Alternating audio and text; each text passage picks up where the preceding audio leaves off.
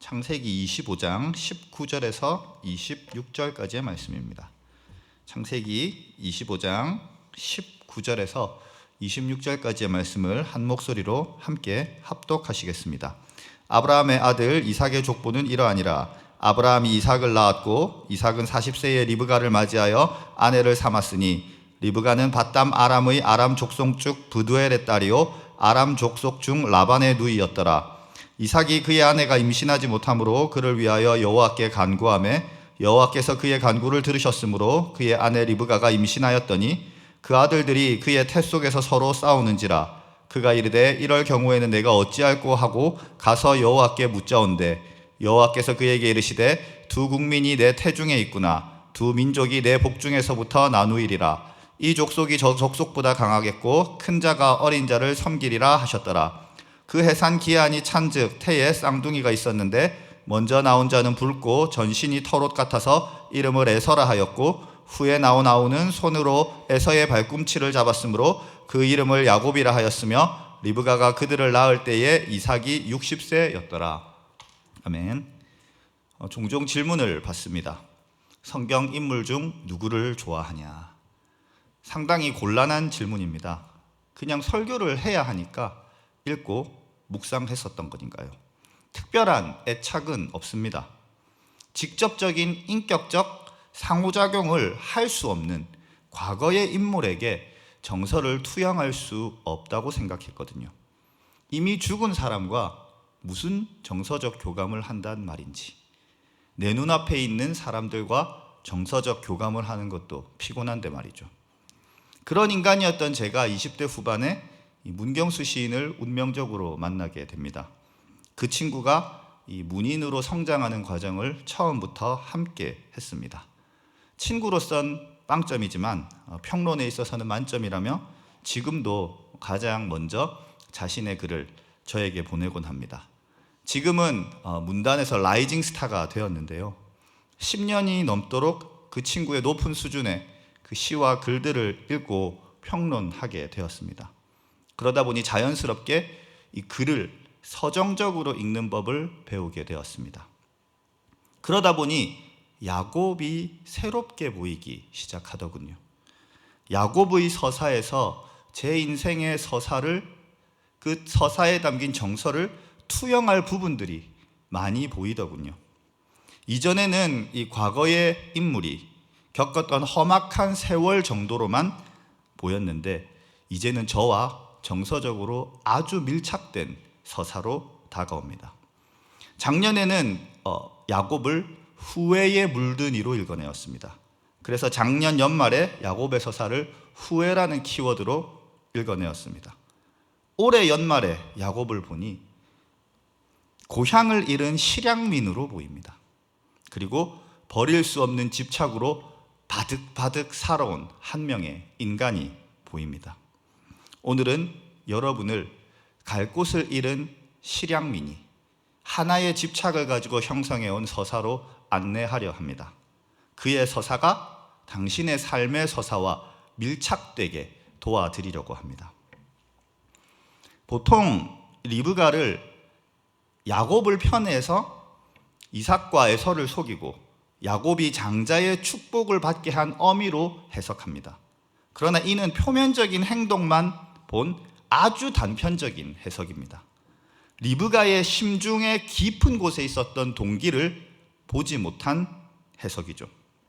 리브가가 남편과 첫째 아들을 속이면서까지 야곱이 장자가 되게 했던 동기는 바로 언약에 대한 집착입니다. 본문의 23절을 함께 읽어보겠습니다. 여호와께서 그에게 이르시되 두 국민이 내 태중에 있구나. 두 민족이 내 복중에서부터 나누이리라. 이 족속이 저 족속보다 강하겠고 큰 자가 어린 자를 섬기리라 하셨더라. 리브가는 쌍둥이를 배웠습니다. 그런데 태중에서 쌍둥이들이 치열하게 싸웁니다. 그래서 하나님께 이를 두고 기도합니다. 그리고 어린 자가 장자가 될 거라는 언약을 받게 됩니다. 리브가는 이 언약을 잊지 않고 있었던 겁니다. 그래서 속임수를 쓰면서까지 둘째 아들인 야곱이 축복을 받게 했던 겁니다. 언약의 성취를 향한 집착이었던 거죠. 이와 같은 언약에 대한 집착은 아들인 야곱에게로 이어집니다.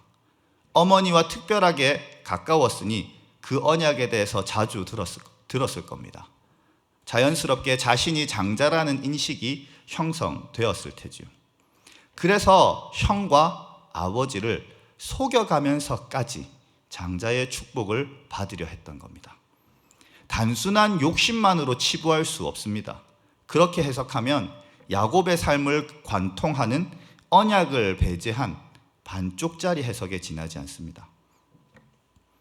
그 집착 때문에 리브가는 사랑하는 아들과 이별합니다. 야곱은 형의 분노를 사게 되었고 고향을 떠날 수밖에 없게 됩니다. 리브가는 아들을 잃은 어미가 되었습니다. 야곱은 가족과의 관계가 파탄났고 이제는 실향민이 되었습니다. 그런데 두 사람 모두 그 아픔을 초래한 이 집착을 놓지 못합니다. 리브가는 일이 벌어진 후에 야곱에게 말합니다. 나의 오빠인 라반의 집으로 도망하라. 야곱은 그 어머니의 지시에 순종합니다. 이는 야곱이 언약 백성의 여인과 결혼해서 언약의 자녀를 놓게 하려는 조치였습니다. 언약을 계승할 수 있는 이 장남의 자격을 유지하게 하려 했던 거죠. 성경에서 라반을 아람 족속이라 부릅니다. 이는 아람 족속이 거주하는 하란이라는 지역에 거주했기 때문입니다. 그들이 실제로 이방인이라는 말이 아닙니다. 실제로 이 리브가와 라반의 아버지 부두엘은 셈의 셋째 아들 아르박삭의 후손이었습니다. 즉 언약의 혈통인 거죠. 이어서 창세기 24장 15절을 함께 살펴볼까요? 말을 마치기도 전에 리브가가 물동이를 어깨에 메고 나오니 그는 아브라함의 동생 나홀의 아내 밀가의 아들 부두엘의 소생이니라. 자, 기록에 따르면 리브가와 라반의 아버지였던 부두엘은 아브라함의 동생인 나홀의 혈통입니다. 즉 라반은 아브라함과 같은 혈통인 거죠. 이어서 창세기 11장 32절에서 33절을 함께 읽어볼까요? 함께 읽겠습니다. 데라가 그 아들 아브라함과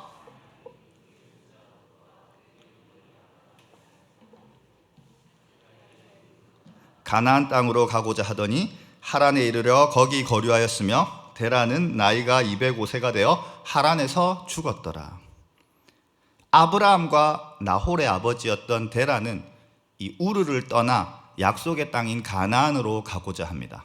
그런데 데라는 가던 길을 멈추고 하란에 머물렀습니다. 그러나 아브라함은 하나님의 언약을 따라서 하란을 떠나 가나안으로 가는 여정을 계속합니다. 반면에 아브라함의 형제들은 그 하란에 머물렀겠죠. 그래서 이 아브라함의 형제들의 후손들이 아람 족속과 함께 하란에 거주하고 있었던 겁니다. 리브가는 야곱이 언약의 혈통에 속한 여인과 결혼하여 장남의 자격을 유지하라고 그 아브라함의 혈통에 있는 라반의 집 하란으로 보내었던 겁니다. 야곱은 그 의도를 알고서 어머니에게 순종했던 거죠. 이는 에서와 대비되는 장면입니다. 창세기 26장 34절에서 35절입니다. 에서가 40세에 헷 족속의 브엘이 딸 유딧과 헷 족속 엘론의 딸 바스맛을 아내로 맞이하였더니 그들이 이삭과 리브가의 마음에 근심이 되었더라. 에서는 이방 여인을 취함으로써 이미 언약을 이을 장남의 자격을 상실했습니다. 다음 대목은 리브가와 야곱이 언약 백성으로서 장자의 자격을 유지하기 위해 라반의 집으로 갔다라는 해석을 뒷받침하는 증거입니다. 창세기 27장 46절부터 28장 2절입니다. 리브가가 이삭에게 이르되 내가 햇사람의 딸들로 말미암아 내 삶이 싫어졌거늘 야곱이 만일 이 땅의 딸들 곧 그들과 같은 햇사람의 딸들 중에서 아내를 맞이하면 내 삶이 내게 무슨 재미가 있으리이까. 이삭이 야곱을 불러 그에게 축복하고 또 당부하여 이르되 너는 가나안의 사람들 중에서 아내를 맞이하지 말고 일어나 밧닷 아람으로 가서 내 외조부 부두엘의 집에 이르러 거기서 내 외삼촌 라반의 딸 중에서 아내를 맞이하라. 우리는 보고 있는 거죠. 리브가는 이 아들을 보내야만 하는 이 고통스러운 순간에도 야곱은 실향하는 순간마저 이 언약에 대한 집착으로 가득했음을 보고 있는 겁니다. 이러한 집착을 품고서 야곱은 라반에게로 갑니다. 시간이 흘러 라반에게서 자신의 몫을 받아 가족을 이끌고 에서에게로 돌아옵니다. 왜냐하면 장남은 고향에서 아버지의 유업을 이어받아야 하니까요. 언약이 아니라면 굳이 고향으로 돌아올 필요가 없습니다. 좋은 땅을 찾아서 거기서 머물면 됩니다. 라반에게서 재산과 가솔도 받을 만큼 받았으니 새로운 곳에서 정착하면 그만인 거죠. 언약에 대한 집착이 기어코 에서를 만나러 고향에 돌아오게 한 겁니다. 단지 형과 화해하러 온 게 아니라는 겁니다. 죽음을 무릅쓰고서라도 그 언약을 이루려고 돌아온 겁니다. 언약에 대한 집착이 죽음에 대한 두려움을 이겼던 겁니다. 다음은 에서를 만나기 직전 야곱의 고백을 읽어보겠습니다. 창세기 32장 9절입니다. 야곱이 또 이르되 내 조부 아브라함의 하나님, 내 아버지 이삭의 하나님, 여호와 주께서 전에 내게 명하시기를 내 고향 내 족속에게로 돌아가라. 내가 내게 은혜를 베풀리라 하셨나이다. 이 고백은 할아버지 아브라함 그리고 아버지 이삭을 통해 이어지는 언약을 받을 자, 그 언약에 합당한 계승자로서 그 언약을 이루기 위해 고향에 돌아왔음을 보여주는 겁니다. 라반의 집에서 보냈던 그 오랜 세월조차 언약에 대한 집착을 지우지 못했던 겁니다. 뿐만 아니라 에서를 대면하기 전에 야곱은 하나님과 씨름하죠. 내가 여태까지 이 언약 하나 붙들고 살아왔는데 당신 대체 어디를 가느냐? 절대로 이대로 갈 수 없다. 내게 장자의 축복을 하라. 그 언약이 이루어지게 하라는 겁니다. 어차피 당신에게 죽나 형 에서에게 죽나 똑같다. 이판사판인 겁니다. 여태까지 이 암묵적으로만 드러나던 집착이 표면적으로 드러나는 순간입니다. 마침내 야곱은 형과 화해를 하고 아브라함과 이삭의 언약을 계승합니다. 장자가 된 거죠. 이제는 이 언약에 대한 집착이 해소되어야 합니다. 그런데 그 집착은 끝나지 않습니다. 생애 마지막까지 계속됩니다. 야곱은 죽기 직전에 이 요셉의 두 아들을 축복하면서 유언을 남깁니다. 그 유언이 창세기 49장 29절에서 31절에 있습니다. 함께 읽어볼까요? 그가 그들에게 명하여 이르되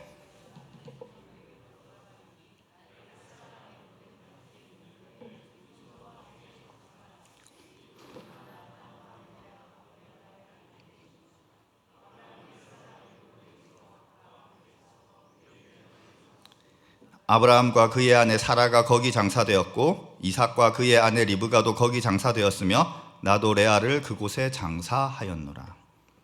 나를 애굽이 아니라 막벨라 굴에 묻어달라 합니다.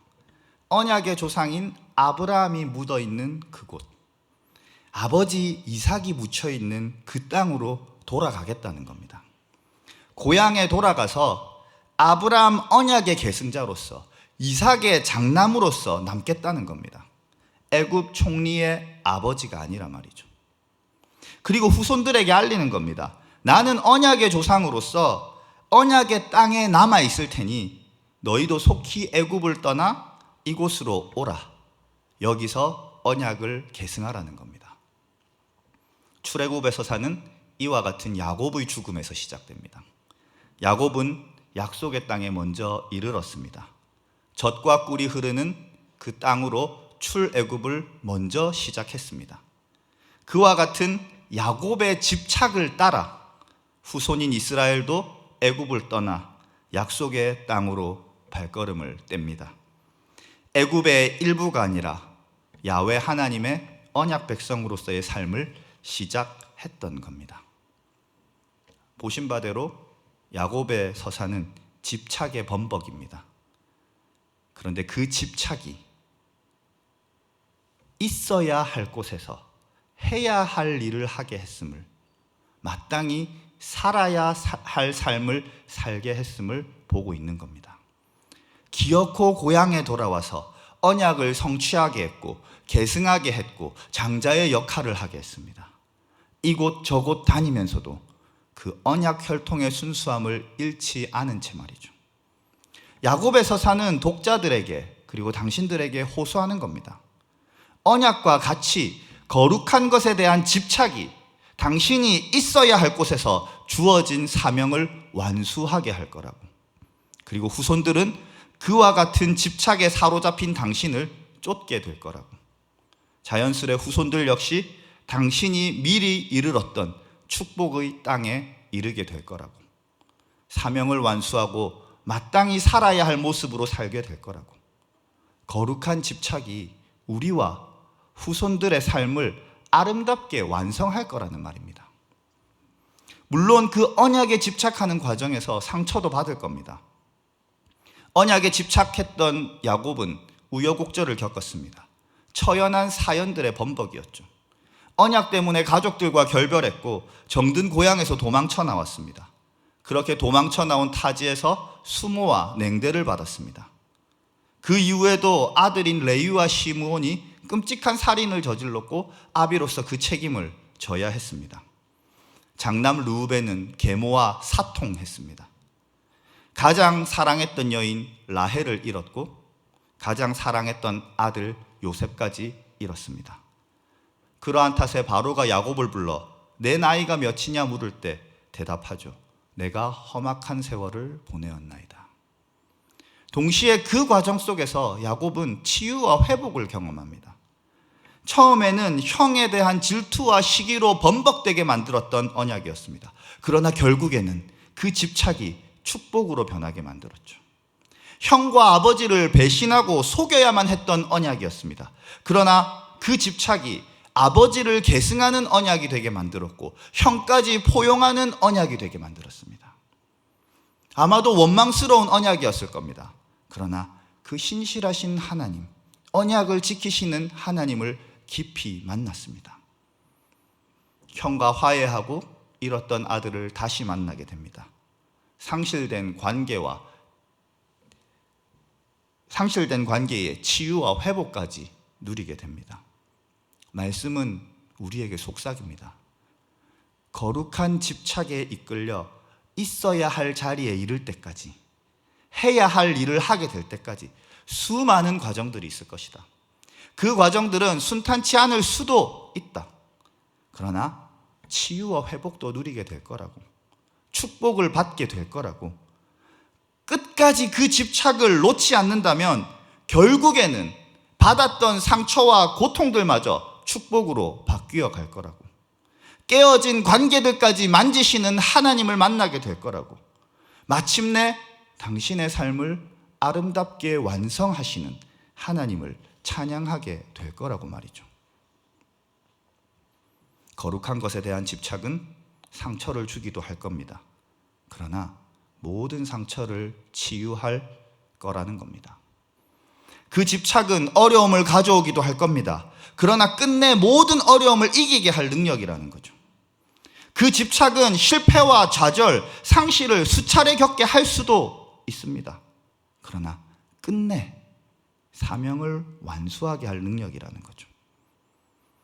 이르러야 할 곳에 이르게 할 거라는 거죠. 실패와 좌절, 상실을 넘어서는 아름다운 완성으로 이끌어 갈 거라는 겁니다. 야곱의 서사는 우리에게 질문으로 메아리치고 있습니다. 우리는 무엇을 기억하고 간직할 것인가? 그리고 무엇에 집착할 것인가?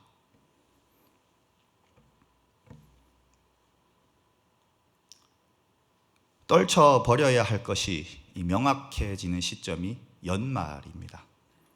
그래서 연말에 이르면 이 지난 것을 정리하고 미련을 떨치려 합니다. 그러나 지난 것이라고 해서 모두 떠나보내야 하는 건 아닙니다. 간직하고 집착해야 할 것들이 있습니다. 모두 떨쳐버리고 새해를 완전하게 새롭게 출발하려 하십니까? 연말을 그런 식으로 보내니까 매년마다 텅 빈 채로 시작합니다. 텅 빈 채로 출발하는 것은요, 새롭게 시작하는 것과 완전히 다른 차원입니다. 어떤 것에도 미련 없이 집착도 없이 다 털어버렸습니다. 그래서 무언가에 대한 집착이 없으니 뚜렷한 목적지도 방향성도 없는 겁니다. 그러니 이리 불어오는 바람의 휘청, 저리 불어오는 바람의 휘청, 그런 갈짓자 행보를 반복하는 겁니다. 그래서 우린 그토록 위태위태했던 겁니다. 연초에 호기롭게 시작하지만 얼마 가지 않아 다시 예전처럼 헤매었던 겁니다. 연말을 보내는 방식을 바꾸지 않는다면 올해 그랬던 것처럼 내년에도 여전히 어디로 가야 할지, 무엇을 해야 할지 모른 채 휘청거리며 살게 될 겁니다. 우린 거룩하지 못한 것에 그토록 집착했던 겁니다. 그래서 내 삶에 완성된 거룩한 언약이 보이지 않습니다. 그러한 연유로 연말에 이르러 돌이켜보면 모든 게 미완성인 채 남아있는 거죠. 또는 치열하게 싸워서 손에 넣긴 넣었는데 손에 넣은 것을 보니 정작 그다지 거룩한 것이 아닌 겁니다. 아름다운 게 아닌 겁니다. 그래서 허탈함만 가득한 거죠. 무엇을 위해서 그렇게 싸웠던가? 그러니까 연말에 모든 것을 정리하고 떠나보내려고만 하는 겁니다. 사랑하는 형제자매 여러분, 우린 실향민입니다. 하나님 나라를 떠나 이 땅에 온 실향민. 돌아가야 할 곳이 있습니다. 돌아가는 여정에서 해야 할 일이 있습니다. 실향민으로서 천국에 대한 거룩한 집착을, 그 본향으로 돌아가는 여정에서 내가 해야 할 일에 대한 거룩한 집착을 가져야 한다는 겁니다. 집착해야 할 거룩한 것이 무엇인가에 대해서 사유해야 한다는 겁니다.